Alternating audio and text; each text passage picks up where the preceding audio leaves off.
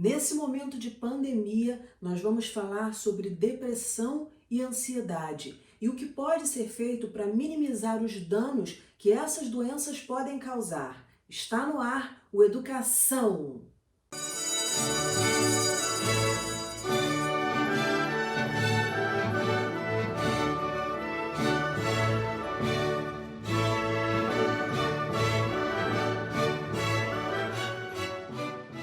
Minha convidada é a psicóloga, escritora e professora de cursos online Maria Tereza Maldonado. Muito bem-vinda, Maria Tereza.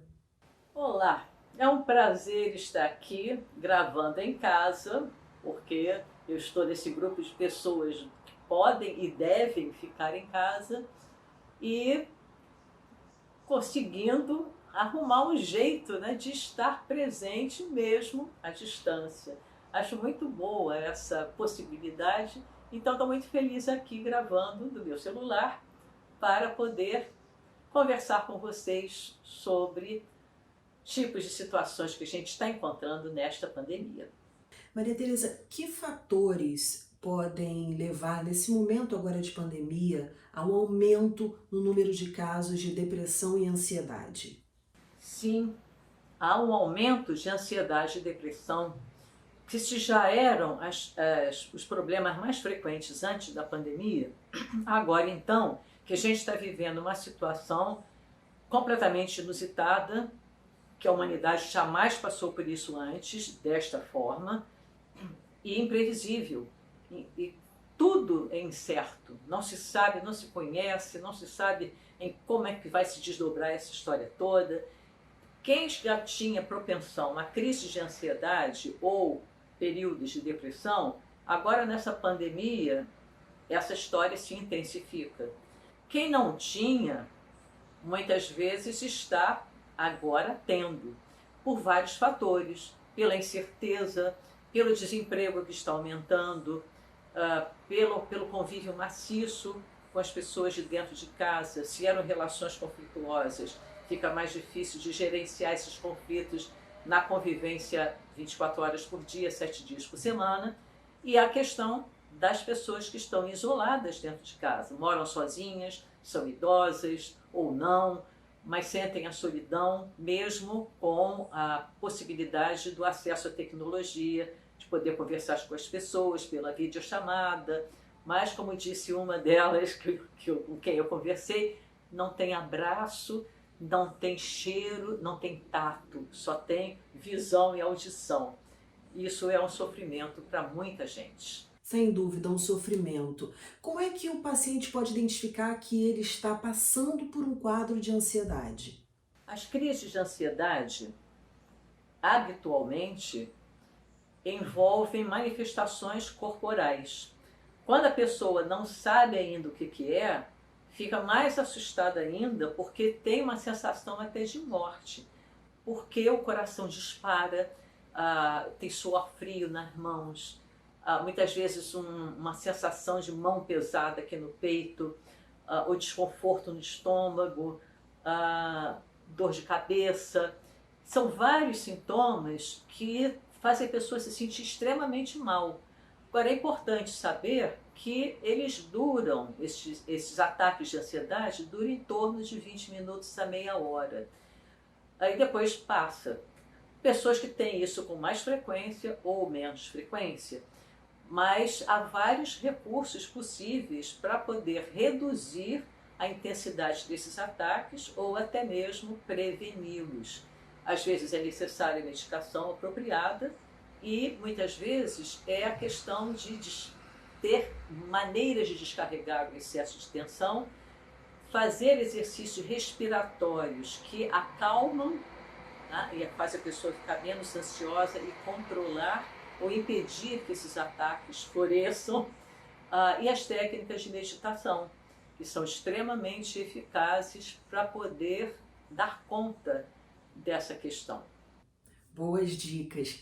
Que atividades culturais e educacionais podem ser recomendadas para adultos para reduzir quadros de ansiedade nesse momento, Maria Tereza? As atividades educativas e culturais contribuem muito para a redução da ansiedade.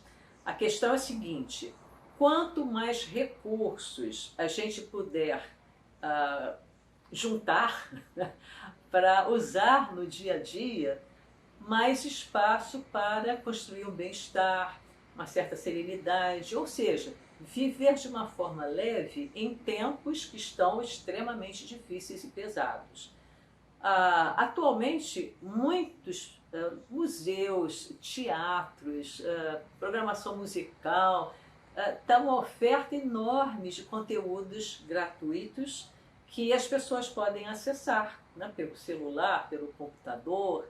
E isso é uma maneira muito importante. A gente vai se nutrindo de cultura, a gente vai se nutrindo de educação e com isso a gente vai trazendo também a sensação do bem-estar.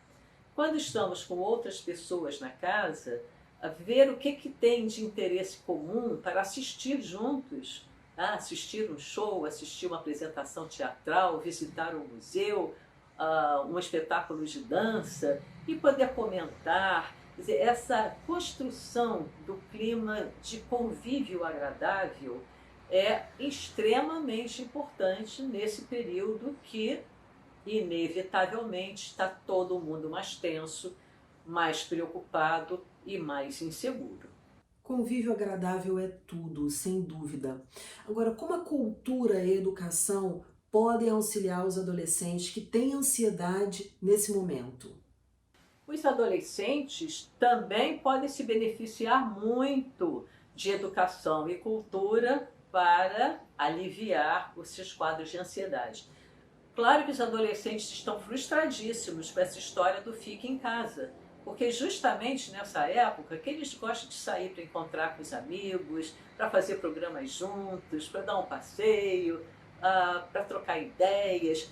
Eles estão podendo fazer essa comunicação virtualmente, mas isso não substitui o contato presencial. Porém, é o que temos no momento. Então, a maneira de olhar essa história é fundamental, né? O que de melhor podemos fazer por nós mesmos nessa situação de a cada dia podermos viver da forma melhor possível? Essa seria assim, uma pergunta de orientação para todos nós. Então, dependendo dos interesses dos adolescentes, por exemplo, há vários partidos de futebol históricos, né, que estão disponíveis na televisão, jogos de tabuleiro para fazer com pessoas da casa, ou jogos eletrônicos que pode fazer o convívio com os amigos, visão dos espetáculos, de livros que estão online também, muitas vezes gratuitamente.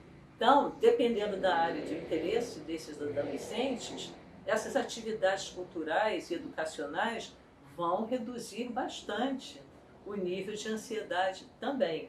E a participação nas tarefas domésticas também é extremamente importante. Se a casa é de todos, todos participam. Perfeito. E no caso dos adultos? Claro que os adultos se beneficiam muito também de atividades educacionais e culturais. Há vários sites que permitem baixar livros gratuitamente, né, para ler online. Então, digo isso porque está todo mundo também precisando fazer revisão de orçamento doméstico, porque ou estão desempregados ou estão com contratos de trabalho que reduziram o salário, ou enfim, ou também estão assim com medo do que vem por aí, né? Claro. Aproveitar essas oportunidades, se tem mais de um adulto na casa ou um adolescente interessado, ver o que é possível fazer em conjunto, assistir um documentário interessante, ver pontos em comum que podem gerar conversas estimulantes, de troca de ideias, de ampliação, né, de conhecimento. A cultura e educação são aliados importantíssimos nessa época da pandemia, porque eles vão poder fazer com que os nossos horizontes se ampliem. Quando a gente está muito imerso, né, na preocupação, no desespero, no desalento, né, isso vai dando a tendência às crises de depressão e de ansiedade. Portanto, ocupar o nosso dia, nossa mente com atividade de educação e cultura é um santo remédio, além de nos nutrir emocionalmente, psicologicamente, culturalmente, tudo isso. Nutre sim, com certeza.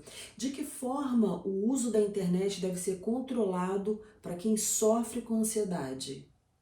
A internet é uma ferramenta maravilhosa, especialmente nesses tempos da pandemia, porque é através disso que a gente pode manter a conexão, mesmo estando fisicamente distantes pelo confinamento. Quantas pessoas da família ou de amigos, a gente só está podendo conversar online, né, por chamadas de vídeo ou simplesmente pela voz, mas mantendo esse relacionamento, mantendo essa conexão.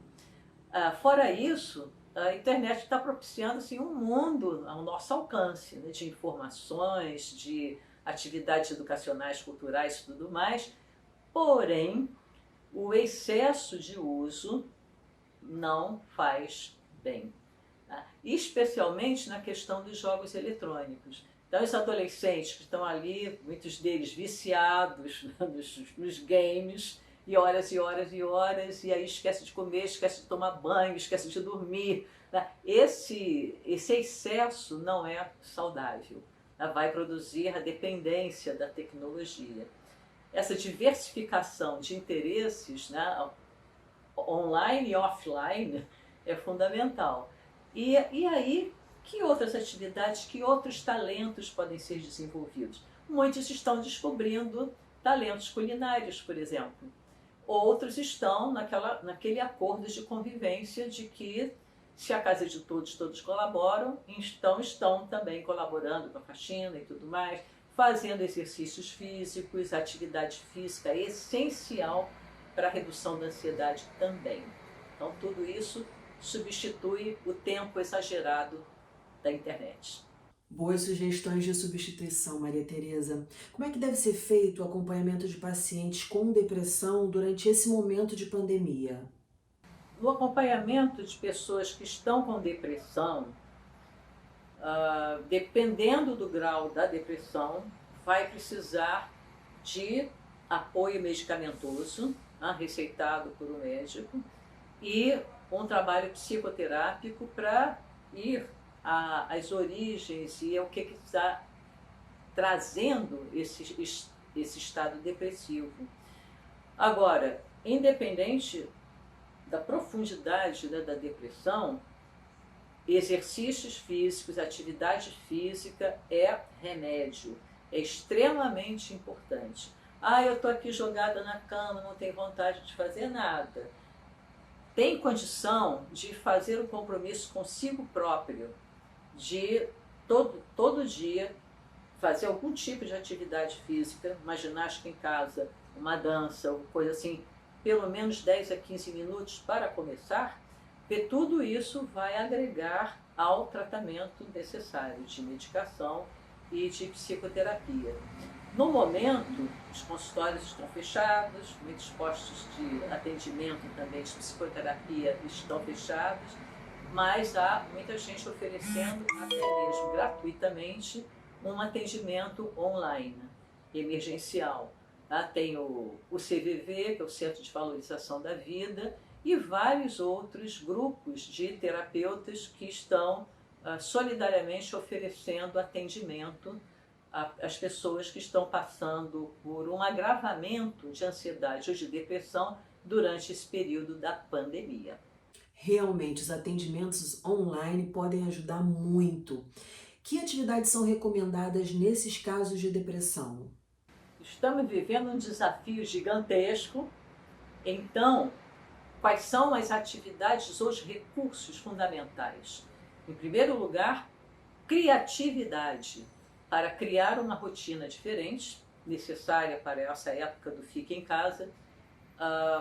Essa rotina diferente vai precisar ser feita em conjunto, inclusive com crianças e adolescentes que podem dar boas ideias para como é que a gente vai gerenciar esse tempo de convívio, em que muitos estão trabalhando de casa, muitos alunos estão recebendo material escolar para fazer online, então toda uma rotina a ser reorganizada. E com tempo para também cuidar de si próprio, uns dos outros, fazendo a procura, né, de recursos da cultura, da educação, e envolvendo tudo isso, né? A música, a arte, a dança, a contemplação de um belo quadro, né, disponível também, né, em tantos museus, e de forma que vai se criando um clima de convívio agradável, de troca de ideias dentro da casa, para enfrentar essa situação que está tão difícil no mundo. Dessa flexibilidade mental, né, da criatividade e flexibilidade para criar soluções, para fazer acordos de boa convivência. E tudo isso vai construindo essa possibilidade de viver da melhor forma possível dentro de uma situação que está muito complicada. Maria Tereza, muito obrigada pela sua participação no programa. Parabéns pelo trabalho. Sucesso! Quero agradecer a oportunidade de estar aqui hoje com vocês, fazendo essa troca de ideias, tão importante nessa época da pandemia. E lembrando que é realmente preciso exercitar nossa criatividade, nossa flexibilidade mental, nossa disposição para colaborar, para que a gente possa atravessar esse período difícil da maneira melhor possível. Então, agradeço a vocês e um abraço virtual com muito carinho. O nosso programa fica por aqui. Na segunda-feira que vem tem muito mais às 9 horas da noite. Educação, se você não se envolver, não rola. Dias felizes, paz e até lá!